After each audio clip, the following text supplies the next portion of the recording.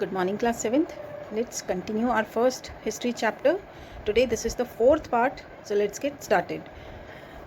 Today we will be discussing that which social and political groups were emerged in medieval India.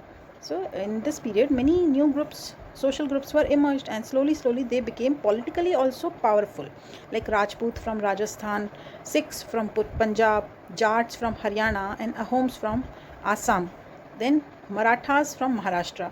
These social groups became very powerful. Then the people, those who were warriors, those who were doing heroic tasks, and those who were noble, means rich, they were known as Kshatriya. Okay, Brahman, Kshatriya, Vaishya and Shudra. Vaishya and Shudra, these four varnas were there in the ancient caste system. So Kshatriya were the warriors, and with the expansion of agriculture and trade, when trade and agriculture activities also expanded, wealthy landowners and traders acquired higher social status. Means landowners को उनको सामंत कहा जाने लगा. Okay, तो वो फिर अपने lands में, अपने फील्ड्स में वो स्मॉल फार्मर्स को वो अपॉइंट करते थे, and farmers use to work in their fields, in they also use to give some eatables, some food items to the poor farmers. Okay, so in this way wealthy landowners became wealthy slowly. Then forest dwellers means those who used to live in forest. Then tribal herders, those who keep animals with them. Okay, animals like sheep or goat with them, they are known as herders. So they were coming in Shudra caste. Okay, so Brahman, Kshatriya, Vaishya and Shudra, this society was divided into this way. And in medieval India, slowly Brahmanas also entered in low caste profession like agriculture, trade and craft.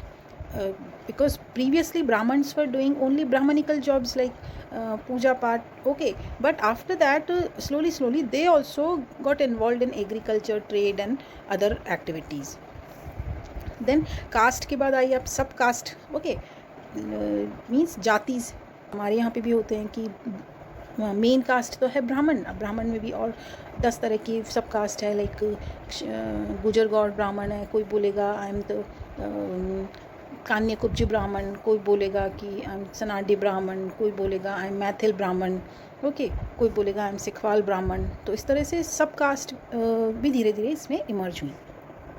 And the growth of new profession gave rise to a large number of sub caste, और उसको कहा गया जाति. जाति consisted of people who were in the same profession. ठीक है, same profession में थे वो सेम जाति के लोग कहलाए. Prominent among the jatis that emerged were the Kayastha. अब इन जातिज में भी सबसे जो मेन थी वो थी कायस्थ कास्ट, कायस्थ जाति. Kayastha means a sub caste of scribes. Scribes means the people those who were the writers, books लिखते थे. तो उसमें भी जो उस सब्सक्राइब्स में भी जो एक उनकी सब कास्ट थी वो कायस्थ. कायस्थ ने भी धीरे धीरे क्या किया, उन्होंने भी राइटिंग का वो प्रोफेशन स्टार्ट किया.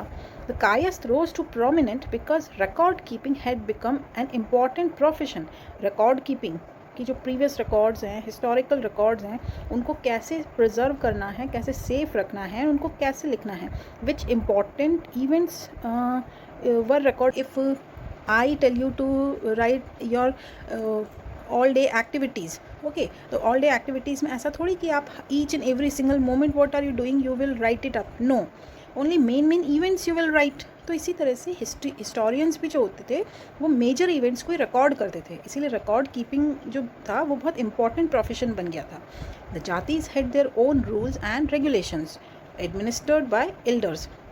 Besides all jatis had to follow the civic rules of town and villages. इन जातिस के अपने खुद के रूल्स रेगुलेशन थे, बट वो विलेज के जो रूल्स होते थे, टाउन्स के जो रूल होते थे, उनको वो भी फॉलो करने होते थे. Now let us talk about the foreigners those who settle down in coastal cities. Okay, foreigners जो स्पेशली जो भी आए लाइक पोर्तुगीज़, ब्रिटिशर्स, फ्रेंच, तो वो सब क्या हुआ कि वो सी रूट से इंडिया आए. Okay, and mainly they settle down in coastal cities. जो सी से जो आए और उसके बाद जो कोस्टल एरियाज़ पे जो सिटी थी वो वहीं पे ही रहने लग गए. So these foreigners brought along their culture, custom, religion, craft, technologies, and even fruits and vegetables with them. So sericulture came from China and Persian water wheel from Persia. तो जो ये मेन जो ये थिंग्स इंडिया में आई, ये उनका यहाँ बताया गया है that sericulture came from China and Persian wheel water from Persia. Then Turks who came from Turkey brought plums, peaches, oranges and lemons. After that, Portuguese brought potatoes, tomatoes and chilies with them and started growing these crops in India also. Now, which were the old and which were the new religions emerged during this period? So Hinduism went through some changes. Hinduism बहुत पुराना religion था, but यहाँ पे medieval India में उसमें सब कुछ changes आए. New deities came to be worshipped. Deities means जो देवी देवता होते थे, तो वो नए तरह के देवी देवता. इससे पहले जो देवी देवता जो जिनकी पूजा की जाती थी वो थे Brahma and Shiv, okay, and Vishnu, Lord Vishnu. But slowly new deities also came to be worshipped. Tribal ideas of worship entered Hinduism. जो हिंदुइज्म में ट्राइबल आइडियाज़, जो ट्राइबल पीपल थे जो अपने देतीज़ को जो वो वर्शिप करते थे, तो वो हिंदुइज्म में वो भी आया. Building temples became an important activity. जो किंग्स थे, रूलर्स थे, वो जीत जाने के बाद में वो जहाँ पे भी जीतते थे वो अपने नाम से एक टेम्पल बनवा लेते थे. ओके, एंड उनके जो भी मेन जो देती होते थे उनको वो वहाँ पे वर्शिप करते थे. The deities worshipped in these temples often represented the qualities that an ideal ruler was expected to have. तो इन देतीज़ में जो भी क्वालिटीज़ होती थी वही क्वालिटी एक आइडियल रूलर में भी होनी चाहिए थी, ऐसा माना जाता था. बिकॉज लोग जो थे, जो पीपल जो थे, वो इस अर्थ पे अपना भगवान कैसे मानते थे? रूलर को. ओके, जो किंग होता था उसे ही वो गॉड के इक्विवेलेंट मानते थे. सो किंग में वो सारी क्वालिटीज़ होनी चाहिए थी जो कि एक देवी देवता में होती थी. Then in this medieval period Brahmanas became wealthy and powerful. Rulers patronised learned Brahmanas and granted them tax free land. Rulers ने बहुत सारे गिफ्ट्स दिए ब्राह्मणा को और उनको स्पेशली लैंड दी जो कि टैक्स फ्री थी. Thus many Brahmanas became wealthy and powerful. They used their power to make the caste rules and religious norms very rigid. और वो इतने पावरफुल हो गए कि जो कास्ट, डिफरेंट कास्ट के लिए जो रूल्स थे और जो रिलीजियस नॉर्म्स थे, जो कानून थे, तो वो बहुत ज़्यादा रिजिड उन्होंने बना दिए, बहुत ज़्यादा कठोर उन्होंने बना दिए. Now let us discuss that what changes came into Islam. ब्राह्मण का हमने देख लिया. Okay, now let us discuss the Islam religion, which changes were occurred in this. So Islam, the religion of Muslims, arose in Arabia in 7th century AD. ठीक है, Islam is centered on the belief in one God, Allah, and teaching of his last prophet Muhammad. So अल्लाह में believe करते हैं और जो teachings जो prophet Mohammad की है वो उनको फॉलो करने के लिए बोलते हैं. The teachings are contained in the holy book called the Quran. And जो प्रॉफिट मोहम्मद की जो भी टीचिंग्स हैं वो कौन सी होली बुक में हैं? In Quran. Then Islam also was divided into two branches, Shia and Sunni. So after Prophet Muhammad's death, a caliph or Khalifa succeeded him as the religious and political head of the Muslim community. खलीफा को political head माना गया Muslim community का. Later the community split into two major sects, Shia and Sunni. ठीक है, शिया और सुन्नी में वो कम्युनिटी स्प्लिट हो गई. ओके, डिवाइड हो गई. The Shia regard Mohammad son in law Ali as prophet's true successor. तो जो शियाज थे, ठीक है, शिया लोग थे, वो क्या मानते थे कि मोहम्मद का जो सन इन लॉ था अली, उसको उनका सक्सेसर मानते थे, यानी कि उनका वारिस मानते थे. They believe that a caliph is appointed by divine will.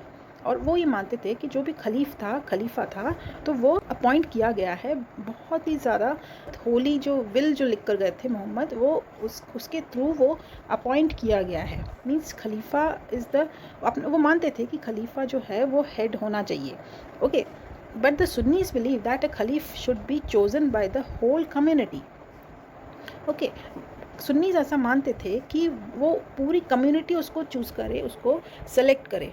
Apart from the Quran, they follow the Sunnah. Sunnah means customs and laws based on the needs and words of Muhammad.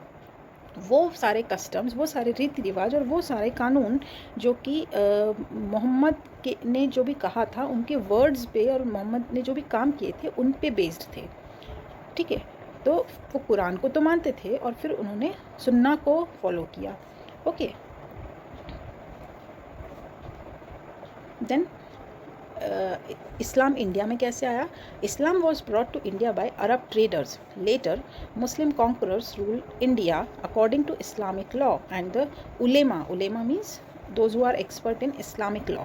जो Islam में जो भी वो जज होते थे, जैसे specially वो कह लो लॉयर होते थे. So Muslim conquerors ruled India according to Islam law. ठीक है, इस्लाम लॉ के अकॉर्डिंग ही उन्होंने इंडिया में रूल किया. और उलेमा रिसीव देयर पेट्रोनेज. और जो उलेमा, जैसे हिंदुइज़्म में ब्राह्मणों को पेट्रोनेज मिलती थी, मतलब ग्रांट मिलती थी, उनको गिफ्ट्स वगैरह मिलते थे, तो यहाँ पे उलेमा को मिलते थे मुस्लिम में. Among the various schools of Islamic law that had developed, the Hanafi school became popular in India and Turks made it popular in India. Then Bhakti movement came. So towards the end of ancient period, around 7th century में ancient period ख़त्म होके और medieval period start हो चुका था. So several Hindu religious thinkers of South India started challenging the Brahman domination. जो Brahmins का जो होल्ड था पूरी सोसाइटी पे, तो जो साउथ इंडिया में कुछ हिंदू जो थिंकर्स थे वो उन्होंने उसको चैलेंज किया कि ब्राह्मण कैसे वो पूरी सोसाइटी को डोमिनेट कर सकते हैं. सो दे stressed on bhakti. Bhakti means personal devotion to God. Means जो जितनी ज़्यादा भक्ति करेगा, जो जितना बहुत ज़्यादा डिवोटेड होगा गॉड के लिए, वो बेसिकली वो सबसे बड़ा भक्त होगा, ना कि ब्राह्मणा. सो भक्ति without the help of middle man means ब्राह्मण के बिना उन्होंने एक मूवमेंट जो स्टार्ट किया वो था भक्ति movement. In north India it began only around the 13th century AD. ठीक है, बट जो नॉर्थ इंडिया में ये आया 13th century में. साउथ इंडिया में तो ये 7th century में ही स्टार्ट हो चुका था, बट वहाँ तक आते आते इसको ऑलमोस्ट 500 years लग गए. भक्ति movement attracted people all sections of society. और भक्ति मूवमेंट में सारे सेक्शन के सोसाइटी के सारे सेक्शन, चाहे पुअर हो, रिच हो, ओके, दलित हो, चाहे लो कैटेगरी पर्सन हो, तो वो सारे उसमें इन्वॉल्व हुए. Then Sufism. अब सूफीज़म की कैसी यहाँ पे सिचुएशन थी इंडिया में मिडीवल पीरियड में? So from around the 8th century some Muslims began to influenced by Hindu, Greek and Buddhist religious ideas. तो मुस्लिम पे भी जो था ग्रीक, हिंदू और बुद्धिस्ट का वहाँ पे इन्फ्लुएंस हुआ. This gave rise to faith called Sufism. अब ये सूफीज़म इस्लाम से हट के सूफीज़म एक और कुछ नया ही ब्रांच बना जिसपे कि Hindu, Greek and Buddhist religion का काफ़ी ज़्यादा इम्पैक्ट था. Sufi philosophy is basically Islamic. Besides devotion to one God it preaches brotherhood among man. One God की बजाय इसमें क्या बताया गया है? दैट ब्रदरहुड होना चाहिए. ओके, भाई भाई आपस में एक होने चाहिए. मीन्स लोगों में ब्रदरहुड की फीलिंग आनी चाहिए.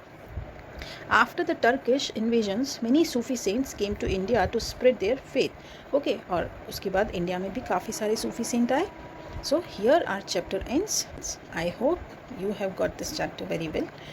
If still you have any doubt, you can ask me through your comments in comment section.